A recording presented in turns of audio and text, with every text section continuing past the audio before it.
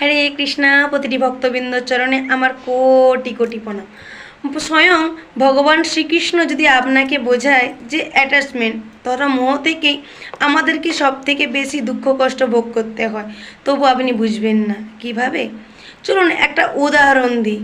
মহাভারতে 13তম দিনে যখন অভিমন্যুর মৃত্যু হয়, তখন অভিমন্যুর মৃত্যুতে অর্জুন ভেঙে পড়েন এবং ভীষণ কান্না করে। আর অর্জুনকে দেখে স্বয়ং ভগবান শ্রীকৃষ্ণ কাঁদে। ভগবান শ্রীকৃষ্ণেরও অনেক দুঃখ হয়, কিন্তু এই জন্যেই নয় যে অর্জুন কাঁদছে, বরং এই জন্য যে অর্জুনের একমাত্র বৃত্তি, যাকে স্বয়ং ভগবান শ্রীকৃষ্ণ গীতার দিব্য জ্ঞান দিয়েছিলেন, যেখানে জীবন মৃত্যু, কর্মচক্র, আত্মা কিভাবে জন্মায় এবং মৃত্যুবরণ করে, সমস্ত কিছু ভগবান শ্রীকৃষ্ণ তাকে বুঝিয়েছিলেন যুদ্ধের পূর্বে। কিন্তু তবুও এই 13তম দিনেও অভিমন্যুর মৃত্যুতে অর্জুন ভেঙে পড়েছিলেন এবং কাঁদছিলেন। তো এখান থেকে আমরা এটাই শিক্ষা লাভ করতে পারি যে মোহ তথা মায়া থেকে আমরা বাঁচতে পারবো না। যেখানে স্বয়ং অর্জুনকে ভগবান শ্রীকৃষ্ণ এসে বুঝিয়েছিলেন, তিনি তার মায়া মোহ কাটাতে পারেনি, সেখানে আমরা তো সাধারণ মানুষ।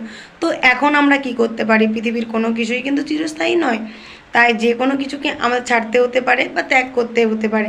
তাই কোনো প্রাণী বা কোনো বস্তু ব্যক্তির সাথে এতটাই বন্ধন, এতটাই অ্যাটাচমেন্ট, এতটাই মোহ থাকা উচিত নয় তার প্রতি, যে সে না থাকলে আপনার বেশি দুঃখ কষ্ট হয়। তাই ভিডিওটি অবশ্যই সবার সাথে শেয়ার করবেন। হরে কৃষ্ণ, রাধে রাধে।